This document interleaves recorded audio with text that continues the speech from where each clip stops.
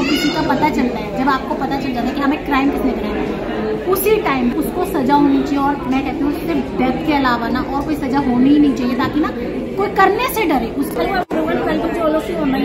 My name is doctor Shweta Sharma और आज के इस लोग में जहाँ पे आज हमारे यूट्यूबर्स क्रिएटर्स की इवेंट था, जितने भी मेरे कलीग क्रिएटर्स थे उनसे उनका पीओवी जाना है।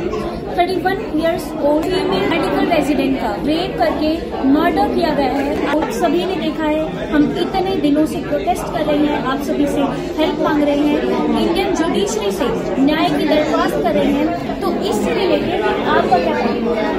देखो, हम सबको ऐसा बोले जाते हैं कि अब जो आज की लड़की है वो इंडिपेंडेंट है और वो सारे काम खुद कर सकती है, बट अब मुझे 2 साल हो गए हैं, मैं गुड़गांव में ही रहती हूँ, तो अब मुझे इतने टाइम बाद ये क्वेश्चन मार्क लग गया है कि क्या मैं यहाँ पे सेफ हूँ या मैं नहीं हूँ। तो मुझे आप सबसे और कलेक्टिवली इंडिया से आंसर चाहिए कि आज की लड़की अब सेफ है या नहीं है। We want justice.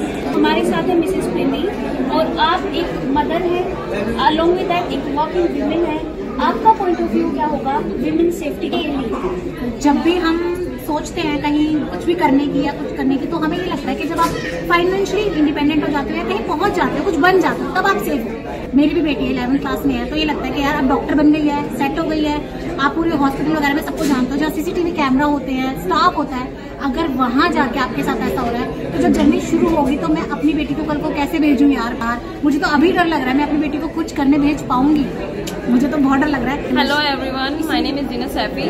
हम लोग बहुत मेहनत करते हैं अपने आप को आगे लेकर आने की। सडन कोई इस तरीके का केस आ जाता है, हमारे पेरेंट्स भी हमको बाहर भेजने में, हमें स्टडीज़ के लिए बाहर भेजने में, जॉब के लिए बाहर भेजने के लिए डरते हैं। आज भी मैं इवेंट में आई हूँ, मुझे साथ में छोड़ने के लिए मेरे भाई आए थे। क्यों? क्योंकि डरते हैं बाहर अकेली लड़की को जाने के लिए। गाइस, मुझे नहीं लगता हमारा देश आज भी आज़ाद हुआ है।